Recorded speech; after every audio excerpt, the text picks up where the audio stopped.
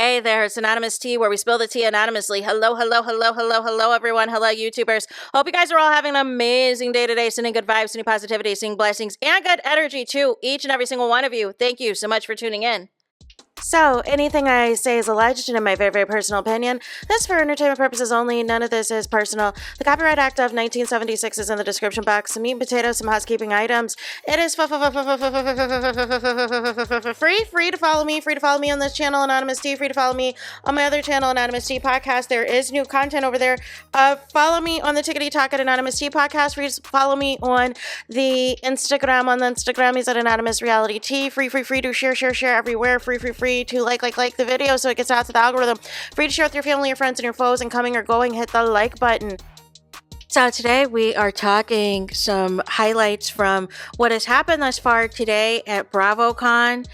It looks like, Teresa and her brother have made up. And you know what that means, you guys? We need this check. We need this check because Real Housewives of New Jersey is going to be on pause until further notice. So we need to get along so the show can come back and we can start filming to get these checks. Now, also, there is an obsession with Garcelle. These people, for somebody y'all don't like, for somebody y'all, was trying to get off the show from the beginning, for some people who claimed that they were so happy that she was gone and all this and all that, y'all can't keep her name out y'all mouths. It was almost as if Garcelle should have been there at Bravocon. Why is Sutton saying basically that she's happy that Garcelle is gone, trying to imply and infer that Garcelle was holding her back from being friends with the people she wanted to be friends with all along, which was Kyle Richards and others? No. These people never liked Garcelle, and it's flat out disgusting. We got to stop trying to integrate these housewives. Garcelle would have done well on Atlanta or Potomac. That's where she needed to be, unfortunately. Beverly Hills, OC, they're never going to accept, you know where I'm going. Ask Crystal how that worked out for her. There's so many people this did not work out for. So why are we trying to do this? It's not going to work. Then I think Jennifer Tilly, I'm still verifying if she really said this. She said it was a teenage move to unfollow the cast. No. Why would I want to see updates on people who didn't like me?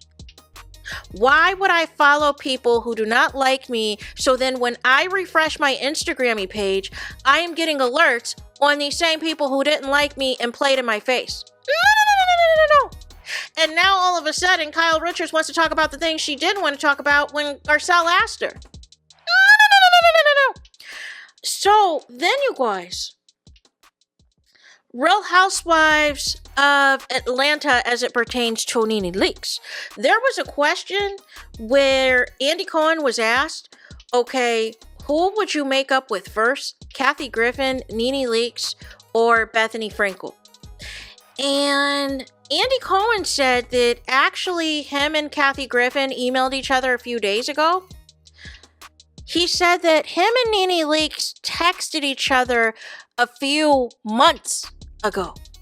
So I don't know what that means. I don't know if that was just like a, hey, checking in on you. Hey, I just wanted to see what was up, what you were into, this and that.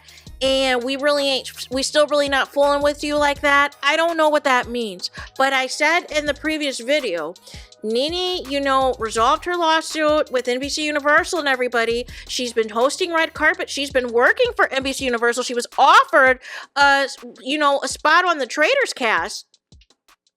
However, it still seems, there's this line of where there's still no Real Housewives of Atlanta. And so that is something interesting. And I believe as a result, Nene Leakes is trending, right? Now, also, Robin Dixon. She had a segment where she was giving flowers to the Married to Medicine ladies.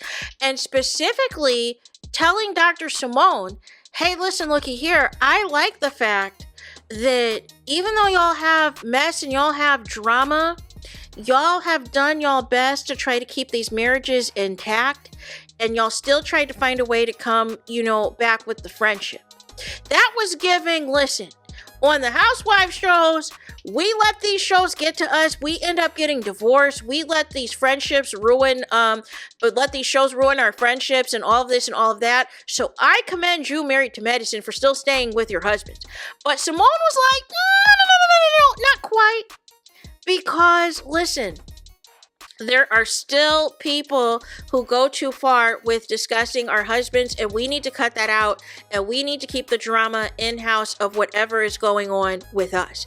And I agree with Dr. Simone. It is unnecessary to be inserting people's husbands in the foolishness and the nonsense of it all. And then there was some shade about, Robin was talking about reunion seating. She tried to say it doesn't matter if you sit in first seat or not. It just means if you have the most drama this season, but that you could sit anywhere on the couch as long as you bring a good read and a good delivery. And I disagree, Robin. I disagree with that whole thing. And Simone said, well, me and Dr. Jackie, we're at the front because we're both doctors, right? We're doctors. So we got to have the doctors on either side of Andy Cohen because we might need to resuscitate somebody. We need to be there to prescribe orders and to order everybody around at this reunion. And I was like, oh, okay. I was like, all right, Dr. Simone. Dr. Heavenly and Quad, I don't know what events they have going on. However, Toya threw shade at Dr. Heavenly when she was asked on the red carpet, would she be voting for Dr. Heavenly for office? And Toya said, no. She's done some things I disagree with that does not align with my beliefs and everything else. And Dr. Heavenly threw shade, I believe it was on the Neighborhood Talk, and basically said, I'm not surprised, looking at a mirror, looking at me, is everything your life is not.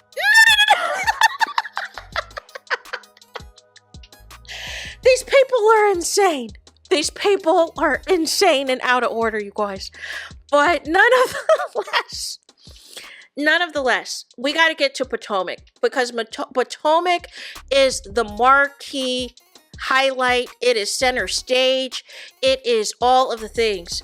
Giselle gave flowers to Real Housewives of Atlanta, gave her flowers to Nene Leakes and said, listen, looky here, if it was not for that season 1 cast of Sheree Whitfield, of Nene Leakes and everything else, and really pioneering this for us, there would not be another Black Housewife show right now on Bravo. And she said, I'm going to start this, but I know Wendy's going to finish it. And then Wendy did finish it and added that, we also have to give a shout out to the Married to Medicine ladies as well, as far as seeing an all Black ensemble cast and being able to still have these shows go on, for all of these seasons and all of the things. Now, Wendy, she showed up to Bravocon. Happy Eddie was in the audience, y'all. And obviously she had to address the elephant in the room, which is allegedly, that arrest that took place, right? And so she said, listen, looky here, it's a legal situation. I can't really talk about it. I can't really give the details. But she said, as of now, these are all allegations. Well, listen, no. Listen, Mary from Real Housewives of Salt Lake City has tons of allegations, you guys. But up until this point, there has been no arrest. Phaedra Parks from Real Housewives of Atlanta has had all sorts of allegations, but she has not been arrested. Her ex-husband Apollo was, but she was not. Wendy, you were arrested. And so people are zooming in on the jewelry she has on. If this is the alleged jewelry that she said was missing or whatever else that she returned, like it is a whole key. Listen, I am here for you not hiding and, pretending to disappear into the shadows like Homer Simpson and waiting for everything to blow over. Perhaps you're still going to fulfill your obligations, show up at Bravocon, probably film the reunion and all of these things. However, it is going to be interesting what the judge says at this December date, assuming that nothing gets pushed back. Because we need to get to the bottom of this because it's not looking good. It is not looking good for what these allegations are saying.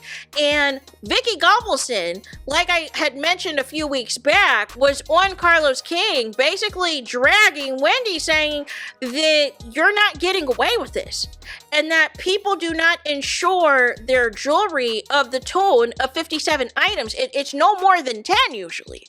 And I think she said she only had like 4 or 5 things that was insured. So it's a lot. Like I said, I commend Wendy for being there and everything else. And her and Ashley had a back and forth because Ashley tried to apologize and everything else backstage and tried to resolve something. And Wendy was not having it. Wendy was not feeling it. She was not featuring it. And Wendy said up on that stage, I still don't accept your apology.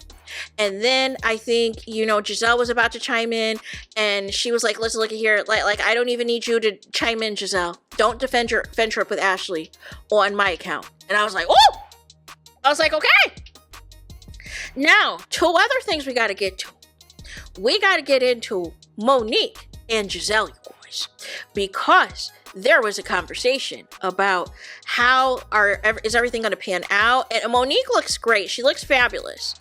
And Giselle said, listen, we had a conversation. It's been 5 years, and basically saying, listen, you're divorced now. You no longer have the 4 homes. We could be friends. Like that's what it was giving to me. I don't know if anybody else was giving that. You no longer have the 4 homes. You are a divorced woman like I am now. So we can be friends. I felt like that's where that was. But she said that they had a talk, they had a conversation, and all of this and all that. It's been 5 years, and, we'll still throw shade at each other. We still got jokes, but we're really going to try to work on things. And Giselle, and this is where people are mad, Giselle said that Monique is a huge part of Real Housewives of Potomac, and she's a huge part of Giselle's history on the show. And that Monique deserves to be here. Where is Candace? Where is Candace? Candace, get on your podcast and tell us what your thoughts are on Giselle saying Monique is an important part and a staple to the franchise. And they have a lot of history together, and that she is good for the show and she deserves to be here. Candace Dillard, where are you? Where are you? I need your commentary on that. What is your reaction to that?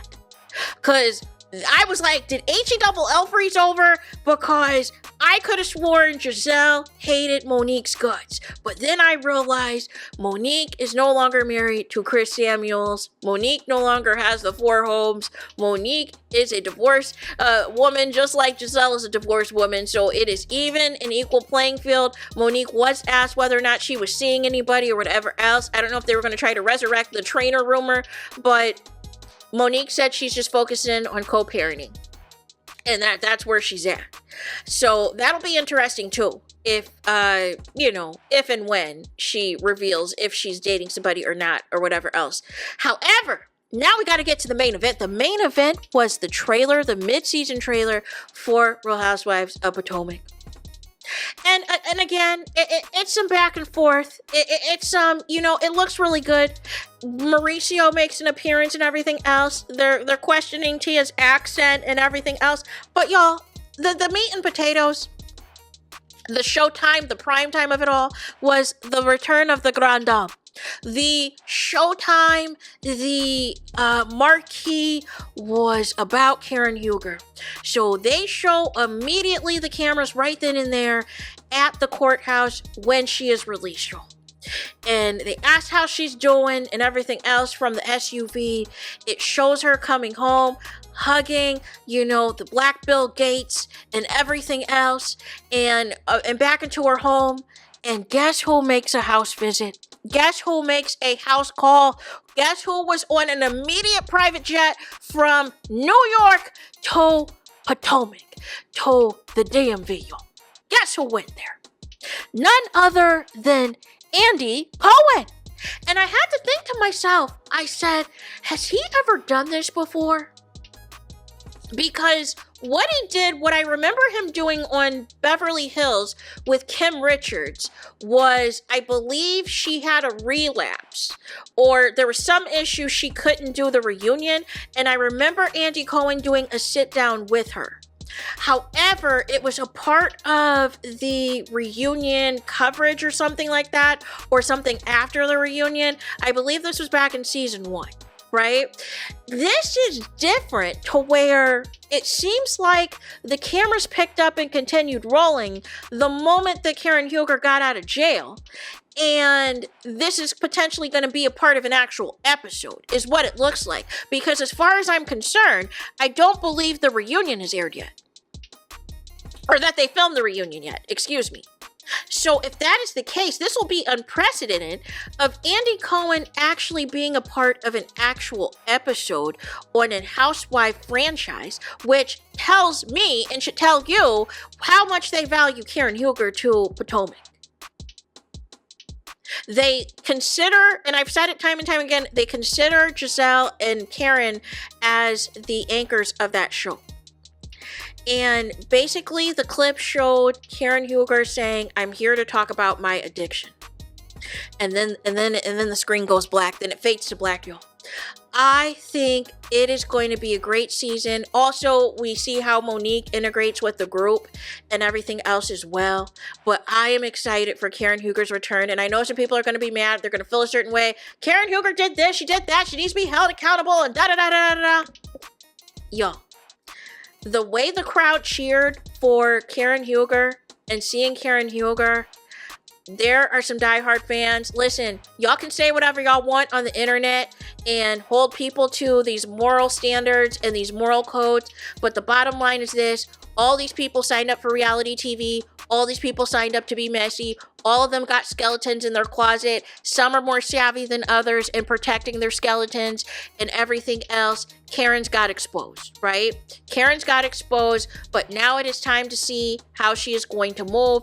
And it looks like, at least from the trailer, she's taking accountability. We have not seen Karen Huger yet. We do know she's at Bravocon, but we do not know yet, if she's going to be a part of any panels or do any interviews. So there is that. That is it. That is all. Es todos, es final, es finito. It's the end of the road. It's the end of the line for this video. Let me know your thoughts in the comments. Please do not forget to like, comment, and subscribe. Hit the notification bell so you're notified the moment I post the content on my channel. And with that being said, I'll talk to you guys again very soon.